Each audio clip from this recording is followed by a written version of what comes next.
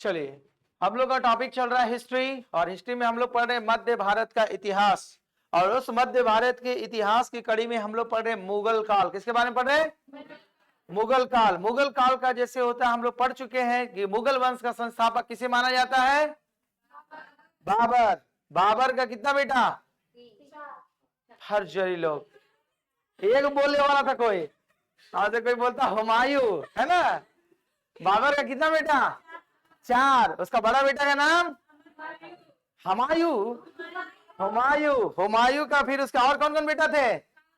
कामरान, असगरी और हिलंद और सुलेमान। मिर्जा, मिर्जा सुलेमान। मतलब हुमायूं 1, कामरान 2, असगरी 3 और एक मिर्जा सुलेमान। और हिलंद नहीं था?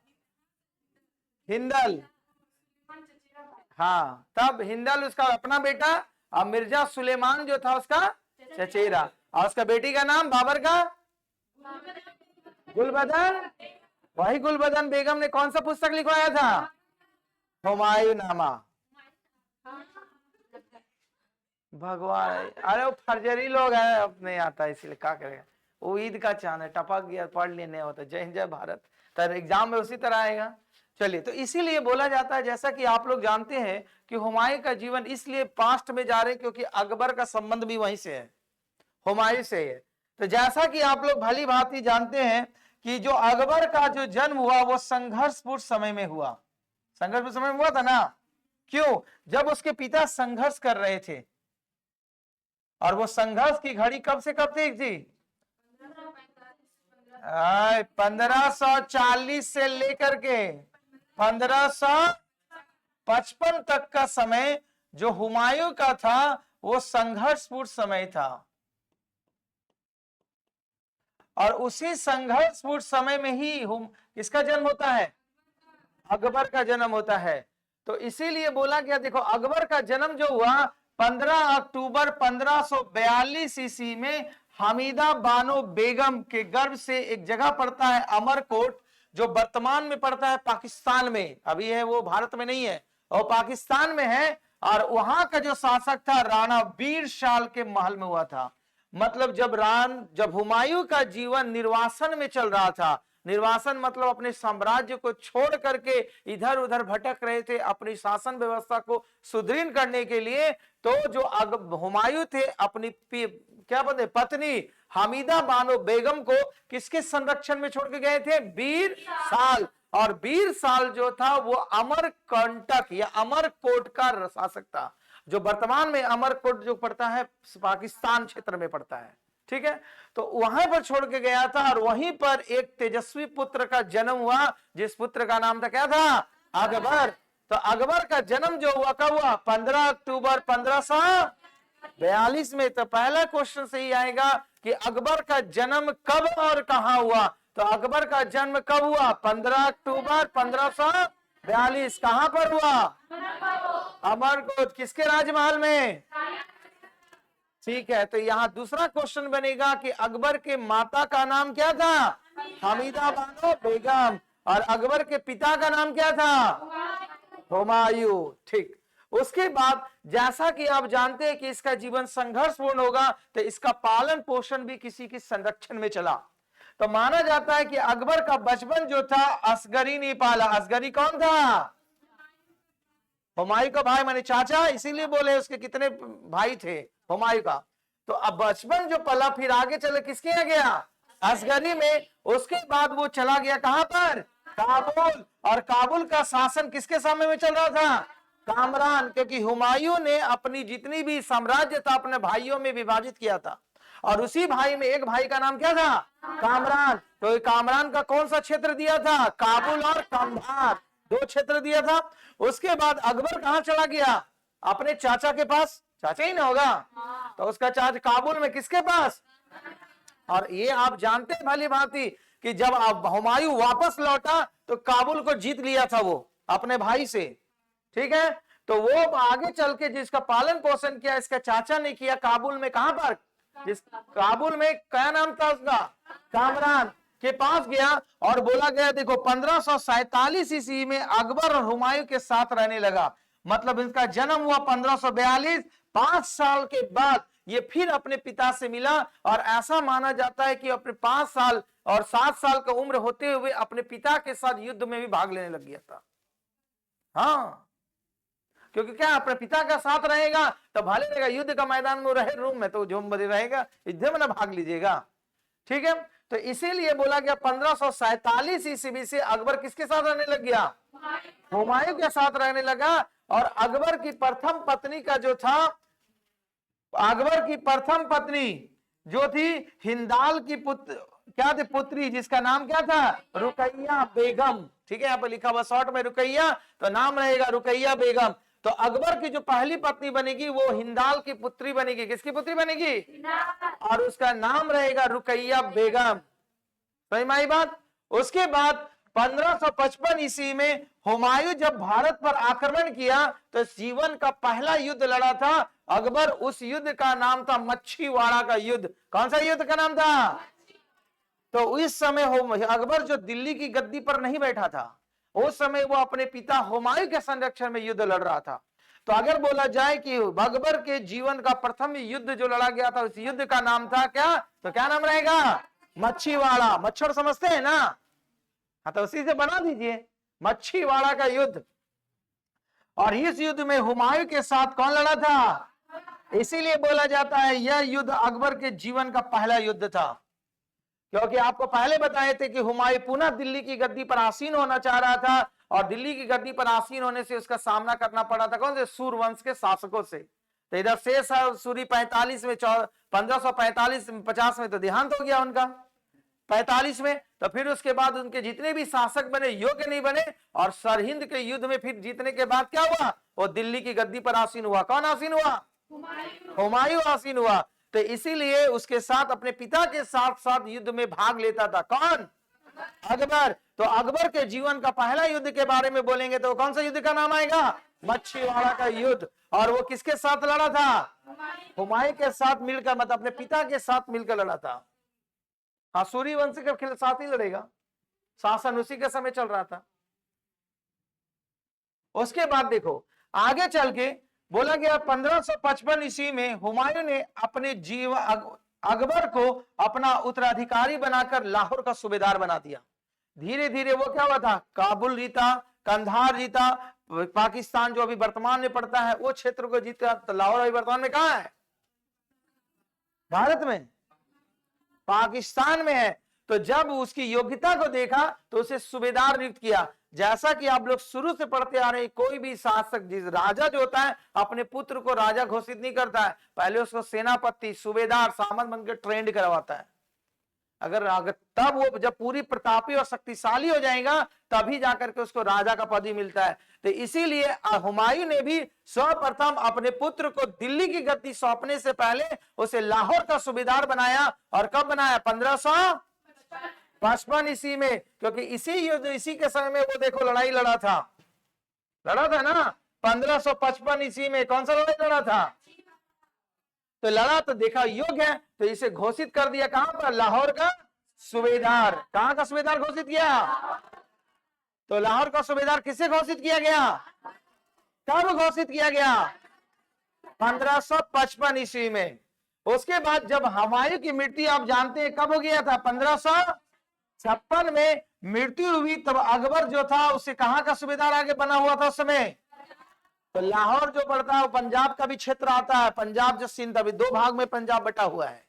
कुछ प्रांत चला गया कहां? पाकिस्तान में, और कुछ प्रांत कहां पर है? भारत में। तो जब इसकी सूचना मिली तो क्या था? अकबर तो था क्या? अल्पायु। अल्पायु मतलब पूरा 18 साल का योग्य नहीं था। और जब इतने छोटे उम्र में होगा तो कोई भी उसको गद्दी पर बैठाना खोजेगा? नहीं बैठेगा। और माना जाता है कि 9 साल की आयु ही हो रही थी लगभग। तो जब इनका जन्म कब हुआ था अकबर का? 42 ईस्वी में। और मृत्यु कब हो गया? 56 में। तो 56 में 42 घटा दो, कितना साल होता? 14। अभी ये तो हुआ नहीं पूरा का पूरा 18 साल।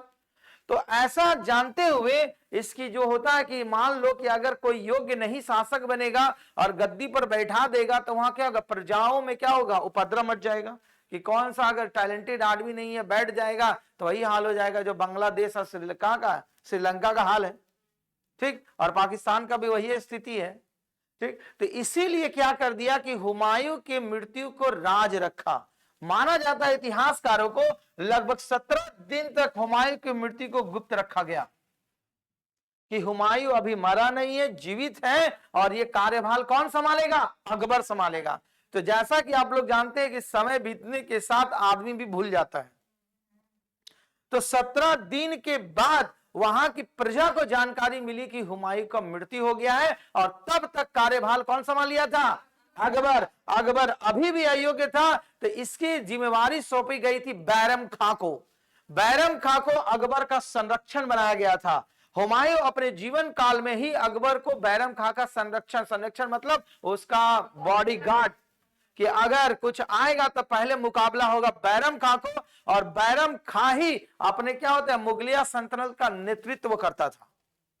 क्योंकि बैरम खां उस समय क्या था? अकबर था, अल्पायु था, वो योग्य नहीं था दिल्ली की गद्दी पर बैठने के सत्ता में, तब पर भी उसे दिल्ली की गद्दी पर बैठाया और सारा कार्यभार संभाल रहा था बैरम खां। ठीक, तो इसीलिए बोला गया है कि ये जो जब मृत्यु हो गया तो इसकी राज को क्या हुआ? छिपाए रखा और किसको गद्दी पर बैठा दिया? अकबर को। लेकिन कार्यभार कौन कर रहा था? बैरम खां। समझ में आ रही बात? आगे देखिए, फिर बोला गया है 14 फरवरी 1456 ईस्वी को जब इसकी मृत्यु हो गई हुमायूं को, तो पंजाब के कालानौर जो गुरदासपुर जो पड़ता है, बिहार, ये भारत वाला नहीं गुरदासपुर, ये पाकिस्तान का क्षेत्र है गुरदासपुर, वहां पर मिर्जा अबुल कासिम ने अकबर का राज्याभिषेक करवाया। तो बोला जाएगा, क्वेश्चन आपसे पूछा जाएगा कि अकबर का राज्याभिषेक कहां किया गया था? तो उस जगह का नाम था कालानौर। कहां था? जो बढ़ता है कहां वर्तमान में, और ये है पाकिस्तान में, भारत का क्षेत्र नहीं, पाकिस्तान क्षेत्र में। और इसका क्या बोलते हैं राज्याभिषेक किसने करवाया था? मिर्जा अबुल कासिम। तो अकबर का राज्याभिषेक किसने करवाया था? कहां पर हुआ था? कालानौर में। कहां पड़ता है? वर्तमान में कहां पर है? पाकिस्तान में। तो अकबर का राज्याभिषेक कब किया गया था?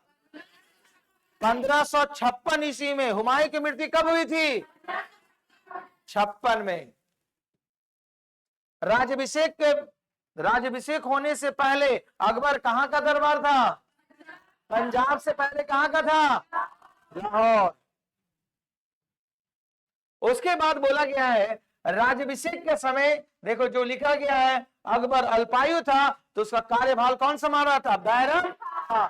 क्योंकि लड़ाई लड़ता था बैरम खां, लेकिन किसका नेतृत्व में? अकबर। क्योंकि कोई राजा होगा तभी लड़ाई लड़ेगा, और कोई राजा नहीं रहेगा तो किसका लड़ाई लड़ेगा? नहीं लड़ेगा। तो इसीलिए दिल्ली की गद्दी पर किसी को आसीन होना था, तब उसके नेतृत्व में, मतलब अकबर के नेतृत्व में लड़ाई लड़ता था बैरम खां, और पूरा बोला मुगलिया सल्तनत का कार्यभार जो संभालता था वो बैरम खां ही संभालता था। ठीक, तो लगभग माना जाता है इतिहासकारों का कि 1560 ईस्वी तक मुगल सल्तनत का जो कार्यभार संभाला था वो बैरम खां संभाला था। कितना था? 1560 ईस्वी तक।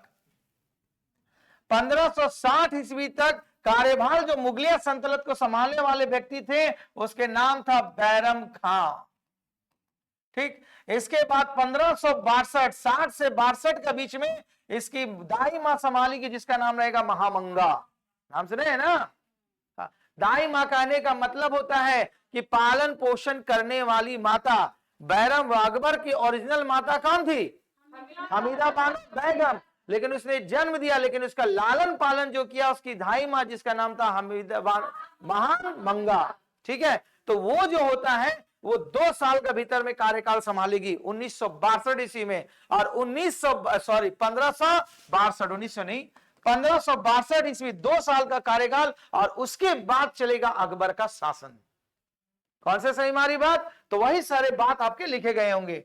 तो देखो, कहने का मतलब ये है, तो उससे पहले आपका दिमाग में क्वेश्चन आएगा, तो उससे पहले तो एक युद्ध लड़ा गया था। कौन सा युद्ध लड़ा गया था? पानीपत का दूसरा युद्ध। तो पानीपत का जब दूसरा युद्ध लड़ा जाएगा तो अकबर रहेगा, लेकिन युद्ध लड़ेगा कौन? बैरम खां लड़ेगा। अकबर को केवल सैन्य का राजा का पद पर रहेगा, लेकिन लड़ेगा नहीं। सारा कार्यभार जिम्मेवारी लड़ने का युद्ध का रहेगा बैरम खां का।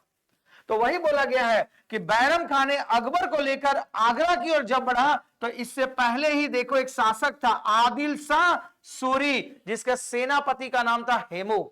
आदिल शाह का सेनापति का नाम था कौन सा? हेमू, जिसका नाम हेमू का पूरा नाम है हेमचंद्र। हेमचंद्र हेमू का पूरा नाम है। तो ये जो था हेमू था वो किसका सेनापति था? आदिल शाह सूरी। तो आदिल शाह सूरी जब का जो सेनापति हेमू था, तो जब आगरा की ओर बढ़ा तो उसको जीत लिया। और साथ ही बोला गया हेमू ने दिल्ली पर भी अधिकार बढ़ा। तो जब दिल्ली पर काबिज हो गया, और अभी तक ही कहां है बैरम खां लेकर के, वो उधर रही है, पंजाब तरफ भी है। तो जब इसकी सूचना मिली, किसको सूचना मिली? बैरम खां को मिली। और जब जाकर उसका सेनापति, दिल्ली का एक मुगल सेनापति उसे नियुक्त किया गया था, जिसका नाम था तरवी बेग। क्या नाम था? तरवी बेग ने जब बैरम खां को सूचना दी कि भारत छोड़ने की सलाह दिया, तो बैरम खां बहुत गुस्सा हो गया। क्यों गुस्सा हो गया? क्योंकि वो दिल्ली की गद्दी पर अगर बोलेंगे आप अपना घर में रहते, बोले छोड़ के भागिए तो आपको मार देगा, तो गुस्सा लगेगा नहीं? बोले अपना घर को कोई छोड़ जा सकता है? नहीं। तो जब दिल्ली का जो मुगल का जो सेनापति था तरवी बेग ने जब बैरम खां को सूचना दी, तो बैरम खां ने तरवी बेग को ही हत्या कर दिया। बोला अगर इसको नहीं मारेंगे तब तो ये उपद्रव फैला देगा, माने क्या होता है, कॉन्फिडेंस डाउन कर देगा, तब तो कोई लड़ेगा हेमू से? नहीं लड़ेगा। तो इसने इसे मार दिया। तो तरवी बेग जो था मुगल शासन का सेनापति था, और तरवी बेग की हत्या किसने की थी? बैरम खां ने की थी। और बैरम खां ने जब उसकी हत्या कर दी, तब वो चढ़ाई करेगा किधर? दिल्ली पर। और वहीं पर फिर होगा किसका युद्ध? पानीपत का द्वितीय युद्ध। तो पानीपत का जो द्वितीय युद्ध होता है वो किसके किसके बीच होगा? अकबर और आदिल शाह के सेनापति हेमू। तो इधर जो होता है, लेकिन अकबर रहेगा, नाम होता है, लेकिन इस सेना का नेतृत्व कौन करेगा? क्योंकि अकबर तो अभी अल्पायु है। जिले लाही, आप बैठे रहिए, हम लड़ाई करेंगे। हाँ, जोरागोर में दिखाया है ना लड़ाई, नहीं देखिए स्टार्ट होता है फिल्म तो वहीं से होता है। तो वहां पर जब होता है तो देखो कारण क्या था। अब देखो हेमू की सेनाएं जो थी लगभग लाखों में थी, अब बैरम खां की सेना कम थी। तो बैरम खां बोला था अगर युद्ध में विजय करना है तो तीरंदाज को पहले बोलकर रखा था कि तीर मारना है किसके आंख में? हेमू का आंख में। कि हेमू का आंख में मारेगा और वो नीचे गिरेगा और उसको क्या कर लिया जाएगा? बंदी बना लिया जाएगा। तो इसीलिए क्या होता है कि जब शुरुआत में पानीपत का लड़ाई जब हुआ था 1556 ईस्वी में, किसके किसका बीच में? अकबर और हेमू के बीच में जब हुआ, तो शुरुआत में युद्ध में अकबर की सेना हार रही थी, माने उसके सेना कम था, लेकिन उसके तीरंदाज इतने धुरंधर थे कि जब उसने आंख में मारा हेमू का, तो वो हाथी से गिर के नीचे गिरा और उसको बंदी बना लिया। और बंदी बना करके किसके सामने पेश कर दिया? अकबर के सामने। और अकबर तो था कौन? अभी अल्पायु। वो बेचारा बोल रहा हत्या नहीं करेंगे, छोड़ दे। बैरम का बोलता है इतनी दुस्साहस, किसको बोलता है? क्या कि अकबर का संरक्षण रहता है, अगर नहीं मारेगा तो गद्दी पर बैठेगा नहीं। तो बोलता है कहीं इसको हत्या करने क्या, इसको बंदी बना के ले चलिए। कौन बोलता है? अकबर। तब बैरम खां आंख लाल बीला, बोला इतना मुश्किल से इसको तो पकड़े हैं, किसको पकड़े हैं? और इसको बोल रहा कि बंदी बना के, तो फिर तो इसका गद्दी पर, क्योंकि ये क्या आदिल शाह का था सेनापति, तो बोला अगर इसको नहीं मारेंगे तो क्या होगा? दिल्ली की गद्दी मिलेगा नहीं। तो बैरम खां ही हेमू का कत्ल करता है। ठीक है, तो इसीलिए बोला जाता है जब पानीपत का युद्ध का विजय जो वास्तव में हुआ था अकबर का, ने बैरम खां का विजय था। तो अगर बैरम खां नहीं होता तो आपका कौन होता? अब पानीपत का द्वितीय युद्ध में अकबर का भी विजय नहीं हो पाता, क्योंकि अल्पायु था, इसका एज का था, लड़ाई उड़ाई उतना जानता नहीं टेक्निक। ठीक है, तो इसीलिए पानीपत का प्रथम द्वितीय विश्व युद्ध किसके किसके बीच लड़ा गया? कब लड़ा गया? अब पानीपत एक जगह का नाम है, याद रखिएगा, इसीलिए कोई जगह पर होता है। ठीक है, इसके बाद ये युद्ध जो होता था, देखो अकबर का शासक बनने के बाद ये पहला युद्ध था। मतलब वो दिल्ली की गद्दी पर बैठ चुका था, उसके पिता की मृत्यु हो चुकी थी। किसकी मृत्यु हो गई थी? हुमायूं का। और उसे गद्दी किसको सौंप दिया था? अकबर। तो शासक बना, भले वो लड़ने, लेकिन शासक तो वही कहलाएगा ना। तो अगर बोला जाएगा अकबर के जीवन का पहला युद्ध तो मच्छीवाड़ा का युद्ध, और शासक बनने के बाद पहला युद्ध तो पानीपत का द्वितीय युद्ध। कब हुआ था? भूलना नहीं। पानीपत का प्रथम युद्ध, हम बोले 1556 ओकरो बोल रहा है। पानीपत का प्रथम युद्ध किसके किसके बीच में? हुमायूं फर्जरी बोल रहा, हुमायूं बाबर और इब्राहिम लोदी। तो दादा लड़ा, दादा के बाद उसका पौत्र लड़ा, ग्रैंडसन, ग्रैंडसन ही ना है, ठीक है। तो इसीलिए बोला गया, देखो अकबर ने बैरम खां को संरक्षण में शासन आरंभ किया, जिसके कारण बैरम खां अधिक प्रसिद्ध हो गया। अब देखो अब क्या हुआ, यहां तक तो अकबर क्या था, कठपुतली मातम शासन कर रहा था, लेकिन कंट्रोल कौन कर रहा था? बैरम खां। तो जरूरी नीचे वाला जो उसका बराबर का पोस्ट वाला रहेगा तो मन में ईर्ष्या होगा ना, कि काहे उसी को दे रहा, हमरा नहीं दे रहा है। तो इसीलिए फिर विद्रोह हो जाता है जनता के बीच में। दूसरी बात क्या था, देखो मुस्लिम में दो समुदाय होते हैं, एक शिया समुदाय होते हैं, एक सुन्नी समुदाय होते हैं, ठीक है। तो बैरम खां जो थे वो शिया समुदाय के थे, तो इससे भी बगावत फैल गया, तो विद्रोह हो गया। तो बोला गया, तो इसको जानते हैं क्या बोलते हैं, अकबर जो होता बैरम खां को माने प्यार से बुलाते थे खान बाबा। क्या मिला था उपाधि? खान बाबा का। तो खान बाबा जो कहते थे, कौन कर रहा था? अकबर। तो बोला कि खान बाबा अगर आप यहां पर रहिएगा तो बेकार दिक्कत होगा, ना हम शासन कर पाएंगे ना आप शासन कर पाएंगे, और जनता क्या रहेगा, विद्रोह किया हुआ है। तो उसके सामने प्रस्ताव भेजा कि या तो आप चले जाइए हज पर, या इसके दूसरे मैंने दिल्ली छोड़कर कहीं और का शासन कर लीजिए। तो हज बार क्या हुआ, बैरम खान ने समझा, वो तो देखो क्या होता स्वाभिमान व्यक्ति था, तो उसी ने हज पर जाना स्वीकार किया, लेकिन रास्ते में जाने के क्रम में उसकी हत्या कर दी जाती है। तब बैरम खां का जय हिंद जय भारत हो जाता है, मैं इंतकाल हो जाता है। तब उसके बाद सत्ता चली आती है महामंगा का हाथ में 1560 ईस्वी में, ठीक है। तो वही सब कहानी चलेगा, अब इस देखते जाइए। तो बोला गया अकबर ने बैरम खां के संरक्षण में शासन आरंभ किया, जिसके कारण बैरम खां का क्या हुआ, बहुत प्रसिद्धि मिल गई। और इसी बैरम खां की ईमानदारी को देखकर अकबर ने एक उपाधि दी थी, उस उपाधि का नाम क्या था? खाने खाना। तो अब बोला जाएगा कि खाने खाना की उपाधि किसे दिया गया था? अब बैरम, इसीलिए उसे कहा जाता था खान बाबा। अकबर उसे किस नाम से पुकारे जाते थे? खान बाबा के नाम से, क्योंकि उसे अकबर ने एक टाइटल दिया था खाने खाना, इसी कारण उसको शॉर्ट में बोलता था खान बाबा, क्योंकि सीनियर भी थे, ठीक है। यहां तक समझ में आया? आगे देखो, जो अभी बते कि बैरम खां किस बिलोंग करते थे जाति से? शिया से, जबकि दिल्ली में अधिकांश जो समुदाय थे किस जाति के थे? सुन्नी से समुदाय थे। तो इन दोनों समुदाय में झगड़ा होने लगा, और इसी विवाद का आगे चलकर युद्ध का रेल मिल गया, और वो बोला गया तिलवाड़ा का युद्ध जो हुआ था कब? 1560 ईस्वी में मजबूरन अकबर से लड़ना पड़ा, और इस युद्ध में बैरम खां क्या गया? हार गया। तो इसको जो खान बाबा बोलते तो अकबर कभी हत्या करेगा? उसको नहीं मारेगा। लड़ना इसीलिए मजबूरी में पड़ा क्योंकि विद्रोह हो गया। तो विद्रोह हो गया तो ये भी था पूरा पान प्रतिष्ठा में, कौन? बैरम खां। काहे हम छोड़ेंगे अपना गद्दी?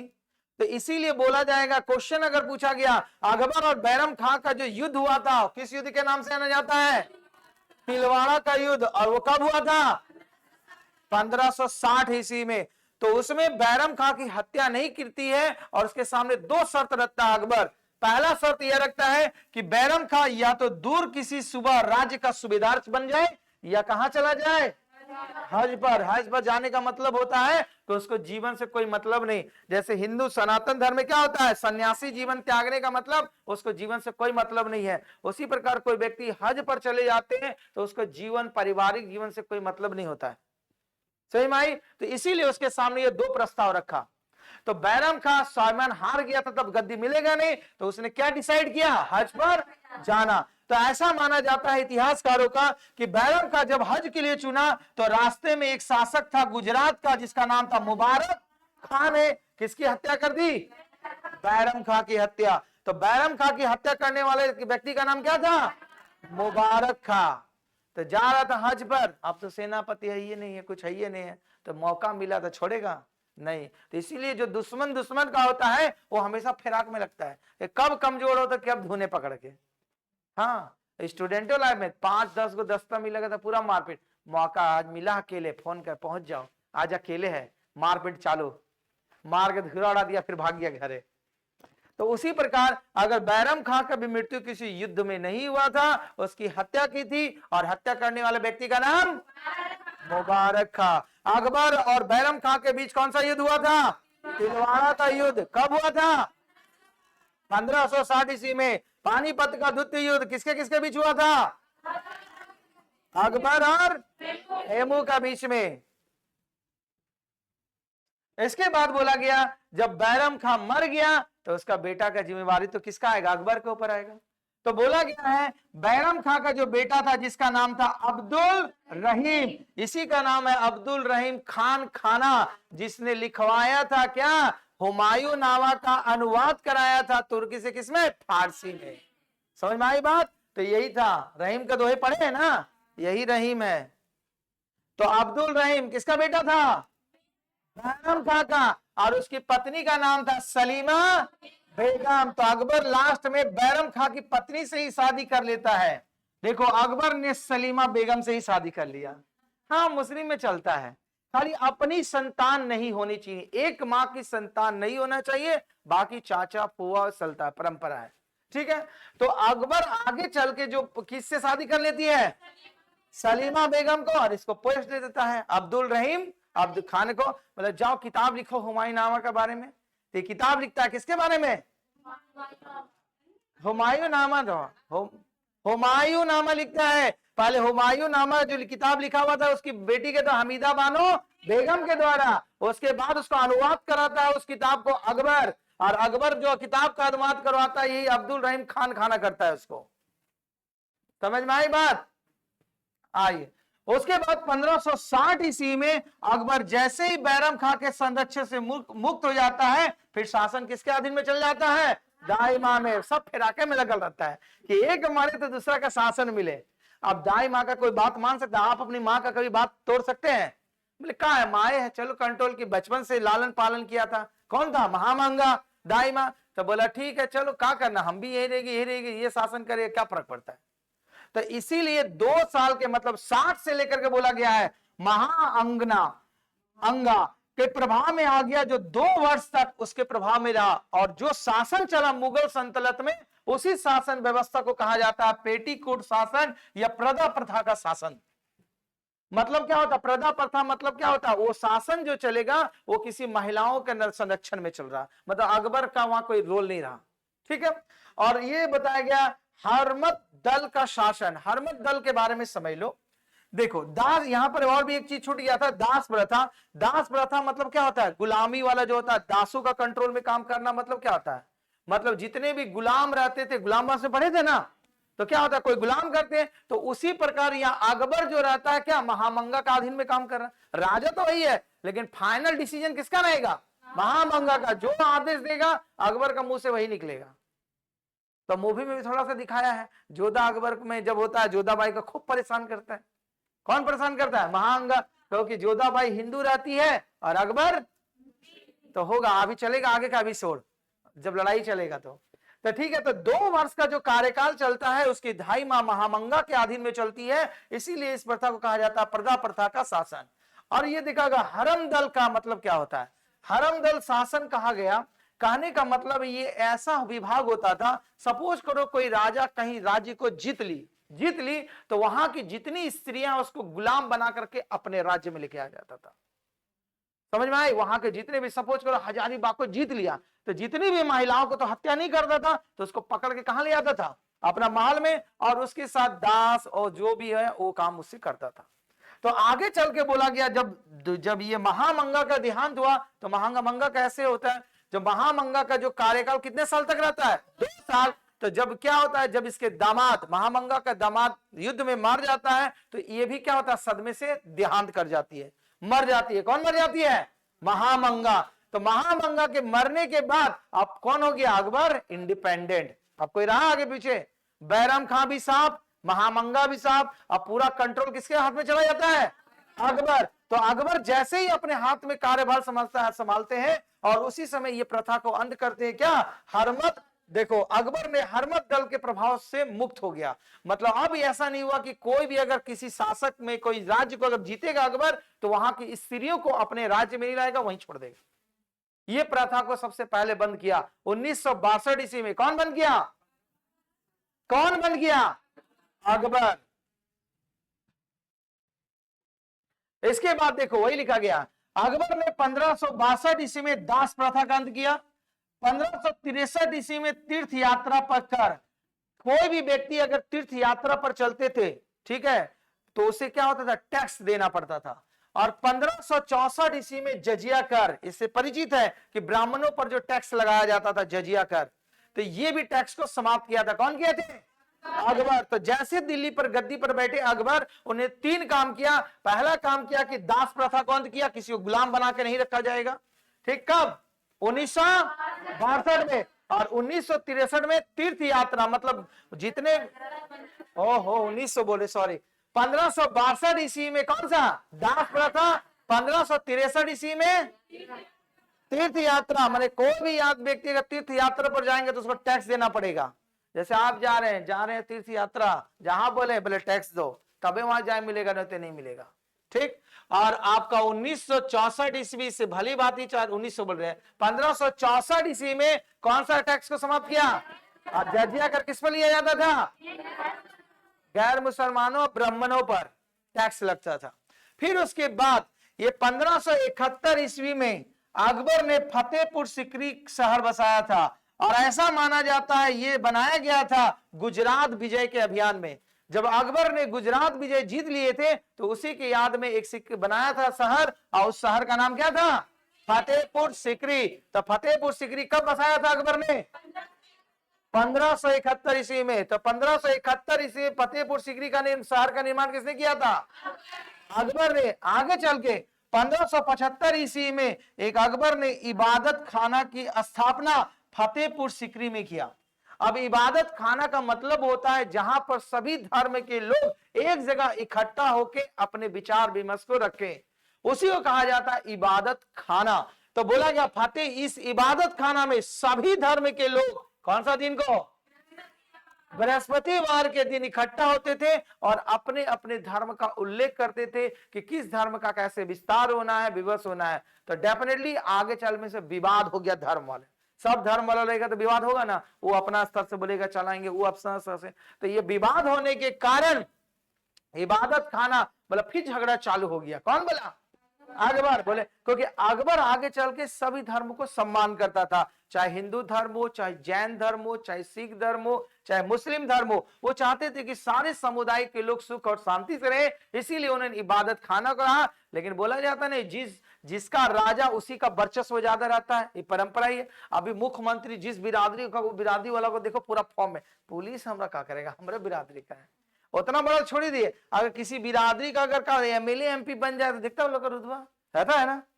तो बोला तो वहां पर तो शासन मुस्लिम समुदाय का था, तो अन्य समुदाय लोगों को बहुत ही प्रताड़ित होना चाहता था। तो अकबर ने इस बात को देख करके क्या कर दिया? इबादत खाना को बंद कर दिया, क्योंकि वहां पर मारपीट शुरू हो गया था। और इसी नीति को उसने कौन सा नीति कहा? कुल नीति, मतलब जो बंद कर दिया। बोला अब इसको बंद करना चाहिए। तो सुलह मतलब क्या होता है? समझौता करना, सुलह बोलते हैं ना। तो उसी इस नीति को कहा गया था सुलह कुल नीति। तो सुलह कुल नीति किसके रूप में अपनाया गया था? इबादत खाना को बंद करने में। इबादत खाना क्या था समझ में आई बात? जहां पर सभी संप्रदाय या धर्म के लोग इकट्ठा होते थे। चलो तो रिमाइंड, जजिया कर कब समाप्त किया गया? तीर्थ यात्री टैक्स कब समाप्त किया गया? और उसके बाद दास प्रथा का कब अंत किया गया? उसके बाद देखो फिर आगे चल के 1578 ईस्वी में सभी धर्मों के लिए इबादत खाना में प्रवेश। लेकिन अकबर ने क्या किया? आमिर उल मोमिनी की उपाधि धारण किया, जो केवल खलीफाओं को दिया जाता है। मतलब आगे चल के फिर उन्होंने चालू किया, लेकिन अब इसका संरक्षण वो लोग नहीं करेगा। अब इसका किसकी देखरेख में होगा? अकबर की निगरानी में। क्योंकि अकबर बोला गया था, अकबर के दरबार में सभी तरह के धर्म गुरु रहते थे। तो अब सबकी जो बात सुनता था, कौन सुनने लगा? अकबर सुनने लगा, ना कि इबादत खाना में जाके अपने जो डिसीजन लेता था वो करता था। उसको बंद करके फिर अकबर ने 1578 ईस्वी में इबादत खाना में प्रवेश किया, और इससे खुश होकर अकबर को एक उपाधि मिली। उस उपाधि का नाम क्या था? आमिर मोमिनी की उपाधि धारण की, जो किसको दिया जाता था? केवल खलीफा मतलब समझते हैं ना? हाँ, ईश्वर का पैगंबर, ईश्वर का जो दूत जिसको बोला जाता है, पैगंबर का दूत। तो बोला गया, अभी लोग खुश हो गया, बोला ठीक है फिर धर्म, क्योंकि देखो कहीं भी अगर सत्ता पर ज्यादा प्रभाव रखना है वहां धर्म को हावी होना जरूरी होगा। धर्म जहां हावी होगा वहां प्रभावित होगा सत्ता। तो फिर से बोला कि अच्छा ठीक है, इबादत खाना जो अकबर के द्वारा बंद किया गया था उसे खोल दिया। तो खलीफाओं ने खुश होकर उसे एक उपाधि दिया, उस उपाधि का नाम था आमिरे उल मोमिनी। ठीक, फिर उसके बाद देखो वही चीज लिखा गया है कि 1569 ईस्वी में अकबर ने मजहर की घोषणा की, जिसके तहत धार्मिक मामलों में सर्वोपरि कौन होगा? अकबर होगा। लेकिन यह बात जो होगा केवल कुरान पर लागू नहीं होगा। वही बोला गया मजहर के तहत अकबर ने धार्मिक अधिकार तो प्राप्त कर लिए, लेकिन धार्मिक विवादों का राजा हल करेगा कौन? करेगा, लेकिन कुरान पर कौन राज नहीं करेगा। मतलब कुरान पर जो चलेगा आदेश, जो कुरान में जो नियम कानून बनाए गए हैं उस नियम कानून में अकबर कोई बदलाव नहीं कर सकता है। उसके अलावा जो भी धर्म चलेगा, जो भी समझौता रहेगा वो मानने के लिए तैयार होगा। कौन मानने के लिए होगा? अकबर, और उसी के अनुसार वो शासन करेगा। लेकिन कुरान के जो नियम के ऊपर किसका रूल नहीं चलेगा?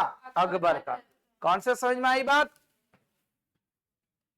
आगे 1582 ईस्वी में अकबर ने दीन ए इलाही, वेरी वेरी इंपॉर्टेंट क्वेश्चन, ये एग्जाम में अक्सर पूछा जाता है।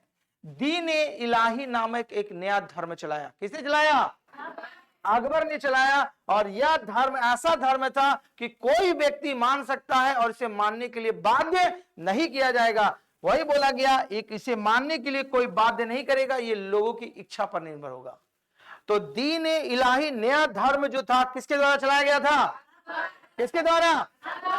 कब? तो 1582 ईस्वी में अकबर ने कौन सा नया धर्म बनाया? और एक ऐसा धर्म था जो सर्वसम्मति से अपनी इच्छा से मान सकते हैं, किसी के दबाव में नहीं आ सकते हैं। दीन ए इलाही को मानने वाला एकमात्र हिंदू शासक वैदिक था जिसका नाम था बीरबल, जिसको पूरा नाम क्या था? महेश। नाम सुने हैं ना? जहां अकबर है वहां बीरबल है, क्योंकि पूरा जहां जो भी डिसीजन, क्योंकि अकबर तो पढ़ा लिखा व्यक्ति था नहीं था, उसको अपना नाम लिखने भी नहीं आता था। इसका भी कहानी है कि जोधा अकबर बोला कि ठीक है आप हमको इतना मानते हैं तो मेरा नाम लिख के दिखाइए, और वो टेंशन में, अब उसको लिखाइए नहीं आ रहा है, अब वो कैसे लिखेगा? क्योंकि जोधा को मानती थी वो, क्योंकि जोधा का ही जो था पुत्र था, कौन था? सलीम जहांगीर, तो बनेगा। अब उसको इतना प्रिय मानता था, आप बोले नाम लिखे तो टेंशन में। अकबर बोला वो हटे तब ना किसी से लिखाए हम, अब वो जा ही नहीं रहा है।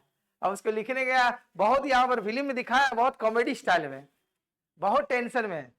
ठीक है, तो ऐसा नहीं होना चाहिए, कम से कम नाम पता आना चाहिए लिखने के लिए। निरक्षर, पूर्ण निरक्षर था। सोचो, बिना पढ़ा लिखा व्यक्ति दिल्ली की गद्दी पर शासन करता है और एक महान शासक बनता है। तो महान शासक, इसका मतलब ये हुआ कि पढ़ने से ही नॉलेज नहीं होता है, कुछ नैतिक गुण, व्यवहार, आपके आचार व्यवहार डिसाइड करते हैं कि आप कितने योग्य हैं।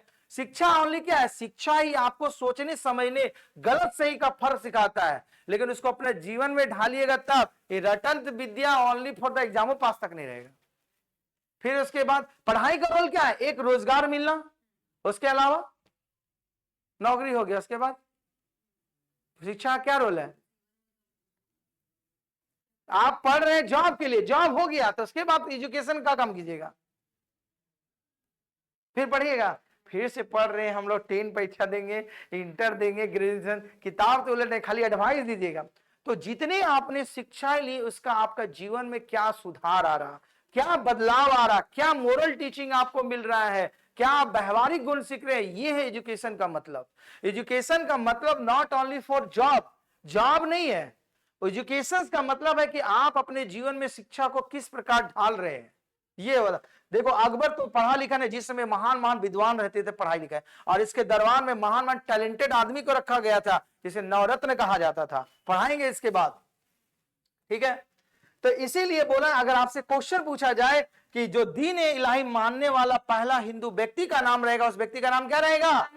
महेश दास। और महेश दास का दूसरा नाम बीरबल, ठीक है। इसकी विद्वता से प्रभावित होकर अकबर ने इसका नामकरण किया था बीरबल, नहीं तो वास्तव में इसका नाम क्या था? महेश दास, इसका भी स्टोरी है, क्योंकि अकबर किसी को भी दरबार में अपना रखता था तो उसको परीक्षा लेता था, ये टैलेंटेड आदमी है कि नहीं, जैसे तैसे आदमी को नहीं रख लेगा। जैसे देखते हैं अच्छे कॉलेज, अच्छे यूनिवर्सिटी में पढ़ने के लिए आपको एंट्रेंस एग्जामिनेशन देना पड़ता है ना, काहे देना पड़ता है, का विद्यार्थी, मतलब ऐसे विद्यार्थी को पढ़ाने के लिए वो एग्जाम लेता है कि वो पढ़े विद्यार्थी उस जगह पर जाकर के, ये नहीं कि जाओ भेड़िया धसाने सब घुस गया नहीं पढ़े, तो उससे उसकी गरिमा समाप्त होती है। तो इसीलिए कोई जितने जितने यूनिवर्सिटीज रहते हैं, और ये परंपरा तो वर्षों से चली आ रही है, नालंदा विश्वविद्यालय से चली आ रही है।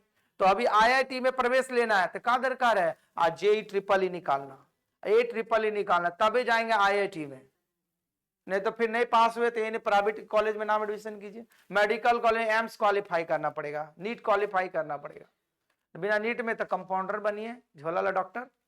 तो अच्छे व्यक्ति का चुनाव करने के लिए परंपरा, तो उसी प्रकार अकबर भी अपने दरबार में जो नवरत्न रखे थे उसका चुनाव किए थे, और उसी में एक व्यक्ति का नाम रहता है बीरबल, जिसका नाम रहता है महेश दास, ठीक है। फिर उसके बाद दीने इलाही का प्रधान पुरोहित जो पंडित था उसका नाम क्या था, अबुल फजल। तो दीने इलाही का जो प्रधान थे उसका नाम क्या था, अबू फजल थे। दीन इलाही धर्म किसके द्वारा स्टार्ट किया गया, अकबर के द्वारा, ठीक है। यहां तक समझ में आया, तो आज की कक्षा यहीं तक, धन्यवाद।